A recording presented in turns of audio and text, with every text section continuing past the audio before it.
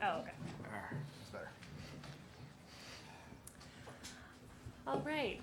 Good morning. My name is Rebecca Ryle, press officer for the Bank of Canada, and I will be moderating this press conference. Governor Poloz will be pleased to take your questions for about 20 minutes. Before asking your question, please state your name and affiliation. We are webcasting this press conference, so please use the wireless microphone, which my colleague will bring to you if you raise your hand. We'll do one question and a quick follow-up to ensure everyone gets a chance, and then we'll see how much time we have left for a second round. Libre à vous de poser vos questions dans la langue officielle de votre choix. So we'll go to Megan from CKWS. Hello, yes, I'm Megan Culture from CKWS. Household debt is at record levels in Canada. What are your concerns about this and why? Well, high household debt has been top of our concerns for quite some time. A great deal of analysis is dedicated to it in each FSR, the Financial System Review, which we put out twice a year. And at the moment, it's figuring prominently in a list of 4 issues that we're monitoring closely as the economy adjusts to somewhat higher interest rates. We are convinced that the economy will behave differently than in our models, precisely because people have accumulated that much debt. Estimating that the economy may be as much as 50% more sensitive to a given rate of interest than it was, say, 10 years ago. But again, that's only an estimate, and so we have to feel our way as we see the economy adjust. It's obviously a concern in that abstract sense. On a practical side, we've taken a lot of important measures to increase the resilience of the financial system. When we think of these as financial stability risks, we're concerned that if there's a shock that goes through the economy, say a recession in the world that causes unemployment to rise in Canada, that the effects of that shock will be magnified in Canada because of that stock of debt. So that magnification can pose problems for the financial system. So the way to make sure that that doesn't occur is to invest more in making the financial system more resilient. And the global efforts to modernize the financial system, along with moves we've done here to make sure that people can face a stress test when they're signing up for a mortgage, makes us confident that our system is very robust and can handle what comes its way. And following up, are interest rates going up again? Why or why not? Well, as I said in my talk, we all know that interest rates are low, and that suggests that in a more normal period they would be higher than they are today. But getting there from here is a very gradual process, and one during which we need to continue to monitor these issues that I mentioned, because we don't actually know what the new normal rate of interest might be. So we're still pretty convinced that it's higher than it is today, but we'll not be very cautious of this, not being mechanical at all, and gauging the economy's response as we move along. So I'm not in a position, as I've said before, even I don't know when interest rates may go up again, and that's because we are truly dependent on the data as they evolve in the economy, because that'll help us in real time to understand where we really are relative to what I call home. We'll go to Greg Quinn, Bloomberg. Good morning. You focus on some smaller segments of the labor market. However, you also point out that the main measures we're familiar with, unemployment and wages, are at historic lows, or wage gains are somewhere around 3%, depending how you measure it. Why are you focused on the smaller measures as kind of a more key driver of inflation risks? Well, so by smaller measures, I think you mean the more granular statistics within the labor market data set. And I think that, as I mentioned, the unemployment rate on average through time is quite a reliable indicator. But when you go through prolonged cycles, which is what we've had from roughly 2008, it's been 10 years and we still haven't got the economy. We just think the economy is getting back to its capacity limits. That's a very long period of time. And during that time, legacy things happen. You know, people become detached from the workforce or whatever, as I explained. And so that means we have to dig a little deeper to understand truly how the labor market is evolving. And if we don't understand that, then you'd be liable to make mistakes. Like if you said, well, the unemployment rate is a 40-year low, so I guess that's it. The economy must be at full employment. Well, actually, wages aren't behaving as if we are at an economy with no slack. They're actually behaving as if there is some slack. So let's dig in deeper and find out what is the source of that. And we are convinced there is some slack, and therefore that explains why wages are behaving as they are. And so it's continuing watching that process, and I think we have everything to gain by continuing to do exactly that. So that's why we look at those things, but we're convinced that when properly specified, the wage Phillips curve is alive and well. Certainly over the past year, we've come a long way in terms of the output gap or the excess capacity in the system.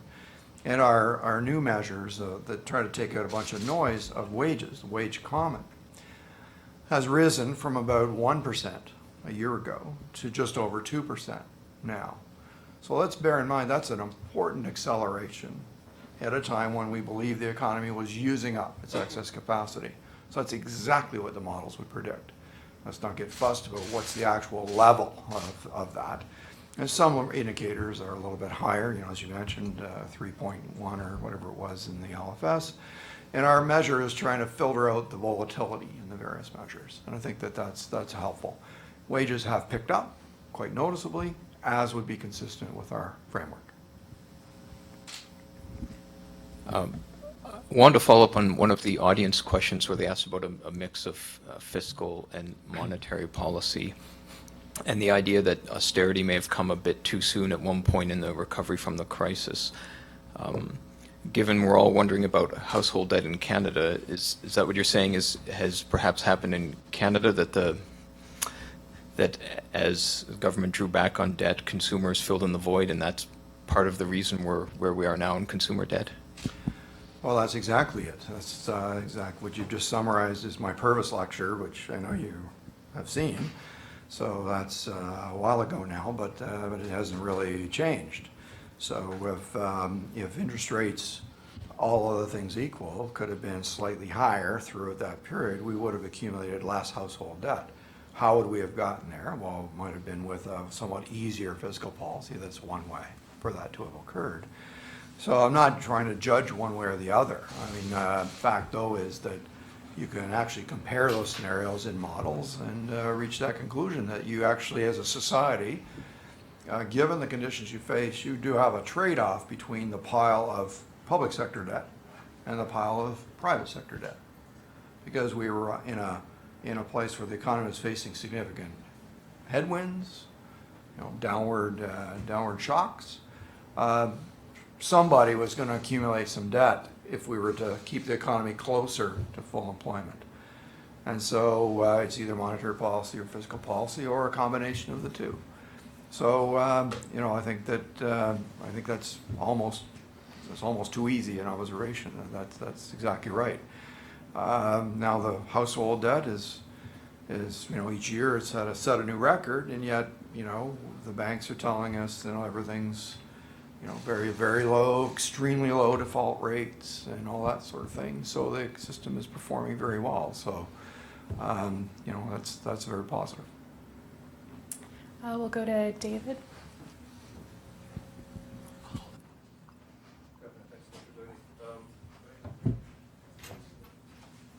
said that interest rates are not on a preset path. Does that make it more difficult to chart a policy?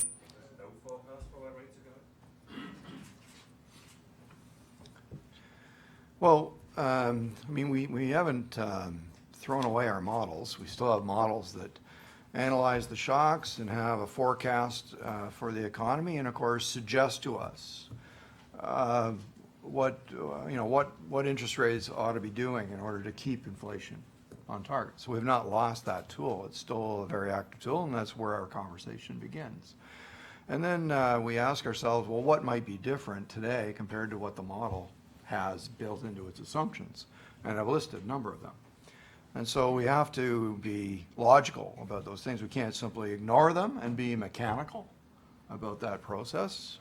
If we were, then I think we would be prone to policy errors. And so we take, as I've said, a risk management approach to it, which is to say the things that we can line up suggest that there are certain risks that we face, unknowns, that would lead to inflation to be higher than we're forecasting. And there are other things that are on the other side of that. And if we simply ignored the things on the other side, then we would make, I think, a policy error. Balancing those sets of risks is what we're about. And that means taking the model, mechanical outcome as our starting point and saying, no, to manage these risks, we need to be, taking a different approach than that. And that's what we've been doing. And secondly, Deputy Governor Lane said last week that trade uncertainty was a risk to their outlook, but was just one factor in making policy decisions. Could you perhaps tell us which factor was the biggest cause for concern at last week's monetary policy meeting? I don't know what was the biggest source of concern. I mean, it was a light cycle, which means we don't have a new forecast or a new monetary policy report to fill in most of those blanks. Basically, what we've done is monitor the new data that have arisen since our last major report. And those data were quite in line with our outlook. The biggest installment was, of course, the national accounts data, which had just come a few days earlier.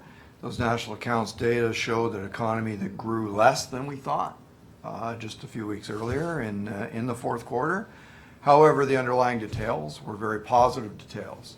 So GDP added up to less than we forecast, but first of all, the back revisions were positive, so the level of GDP is virtually exactly the level, and that matters a great deal to us because the inflation is driven by the level of GDP relative to the level of potential. And so if we're right on that forecast, then we're very comfortable that we've got the right narrative around inflation.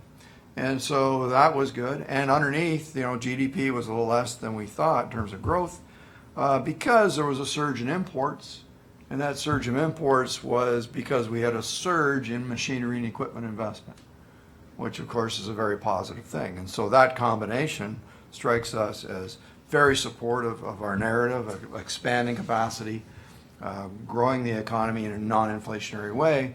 So our decision not to change anything last week basically reflected that comfort that we understand what's happening. We'll go to Peter. Good day, Governor Poloz. In the presentation, you mentioned that you've been studying and been around the field of economics for almost 40 years now. And as you know, the central banks right now are in the midst of a rate tightening cycle. And as you surely know, the last two times the central banks went into a rate tightening cycle, they caused stock market crashes and ensuing recessions. Is it different this time? I have a quick follow-up. Okay. Well, so first of all, my Queen's jacket is 44 years old. Just saying. Not 40. But apart from that, so I think it's important to understand a distinction between tightening policy and reducing stimulus. Those are two very important things. They're very different. So the cycles that you're talking about are phases where the economy is more or less in equilibrium and it's beginning to overheat, and to keep inflation from rising, the central bank feels it's necessary to tighten policy, which if you're driving a car would be akin to stepping on the brakes. If that is an expected thing, then usually doesn't cause a great deal of market volatility. But of course, it can lead people to revise their long-term view of the value of earnings in a company and therefore have stock market volatility associated with it, et cetera. I'm not denying any of that. But that's quite different from a situation where central banks have been not just stimulative, but full-bore, maximum stimulative for several years. and are now reaching the point where they begin to ease off on the accelerator a little bit. No brakes, no tightening, actually. Just a little less stimulus and feeling their way very gradually because of what we've been through. It's a very different situation. And I think that's more how you should think of it, as easing off on the accelerator. No one is putting any foot on the brakes. And so that should mean that, and of course, I don't think anything could be more or better anticipated by financial markets.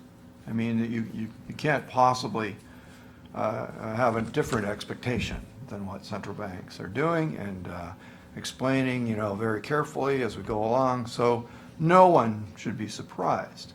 When you go through a period, this is a point that Tim made the other day, we went through a long period where central banks fundamentally are maximum stimulus and managing volatility down to almost nothing in bond markets especially. And that has its own parallel effect in stock markets. So if everything's calm and there's nowhere to go but up, et cetera. And then at a certain point, long-term interest rates begin to drift up because of the reality of a stronger economy, inflation expectations coming off the floor and heading back to target, and central banks easing off the accelerator, all consistent, all at the same time. And so what we saw was the reawakening of what we might call more normal volatility in financial markets. And volatility is just that. It's variability, up and down and up. It's not a correction in any sense of the word, but it's important to understand how all those things fit together. I mean, and the causes and effects vary. Right? There's nothing mechanical about all those linkages. They just are. Your follow-up, please. Yeah, you say that you're easing up on the accelerator.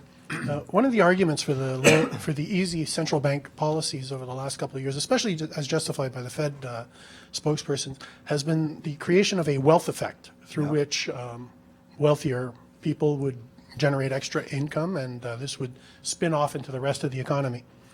Are you worried that easing off on the accelerator might cause for lack of a better term, a poverty effect, as the lack of increases in wealth, is the economy reliant on these increases in wealth to generate even the low GDP numbers that we're having right now?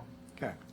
So we have the wealth effect, as you described, in various forms, but not just financial assets, but real assets, fully articulated in our model, totem. And so we understand well how these linkages work. And so the fact is that if you're easing up on the monetary policy accelerator, you're doing so because the economy is strengthening and firms are becoming more optimistic and investing more and growing their firms, growing their employment, and most importantly, growing their earnings. And so, although there are many, technical reasons why you might try to understand a fluctuation in the stock market. Okay, fundamentally, it's about buying an earning stream from a company. If that earning stream is rising because the economy is getting stronger, then of course that gives you one reason why the stock price should continue to appreciate. The discount factor that you use to calculate the present value of those earnings is the rate of interest. And if that goes up, then of course the value you would put on the stock today goes down. But if both things are happening simultaneously, which is how I describe it, then it's anybody's guess really how it dominates. To me, what dominates is the growth in the economy.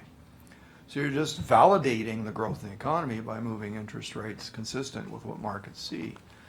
Why should that cause what you call the reverse of a wealth effect? You call it a poverty effect. And no, it would be the economy continues to grow its wealth in real terms by actually growing. And it's that growth which gives the central bank the basis for going back to a higher level of interest rates. And we'll go to Jake, Station 14. Hi. You talk about entering a fourth industrial revolution. Being here at Queen's today, what would you say to students who are in school now, getting an education and learning for jobs that might not exist, technologies that we sort of know about but haven't come into fruition yet? So, I mean, first of all, I would say there's nothing special about this generation. I mean, when I think back 40 years ago, an awful lot of technology has changed in that time. I remember when we got our first PC at the Bank of Canada, and you know, I wrote one of my first papers on that thing, and a lot of people thought I was wasting my time because, you know, there's people down the hallway that type all day. Why don't you get them to do that? You know, our whole lives have changed, right? And so I think that is not really different today. And so the lessons are the same. They are that the world will change for sure, and possibly even faster, you know, on an accelerating curve than what we saw over the past generation. And so that means that you have to invest in your ability to adapt. And, you know, so if staying in school longer gives you a habit of continuous learning, that's a great habit to have. And it means that some new technology is not going to befuddle you. It's going to be an opportunity, not a threat. And so you're going to adapt to it and use it and capitalize on it. And if your job changes because of that technology, you're going to be the sort that can adapt to that and contribute positively to the company or the institution you're working for. And so it's not going to be a threat. It's going to be augmenting, as I argued in the room.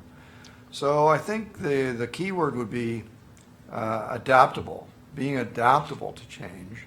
And that means in these early years, investing in education that gives you the habit and gives you options. It's not about full bore on a specific thing and training up for that and then discovering it's changed by the time you get there. It's being open to that change and actually capitalizing on it when it occurs. That's about all I got for people. You talk about optimism. Did you see a lot of that from the students who were participating or were here today? Yeah, I think you know, both in the room and previously I had a little meeting with some students, and I'll have a lunch with some other students. And you know, I think people they're pretty full of enthusiasm and savvy. I mean, the questions that they ask are very smart questions and very aware questions. So yeah, I don't think there's any reason to be discouraged, you know, that somehow we're facing something. There will always be challenges in front of us, and our best people will build on them and make something of it. I'm confident in that, especially for Queen's students. That's actually all the time we have, so thank you everyone for coming today. Merci. Thanks very much.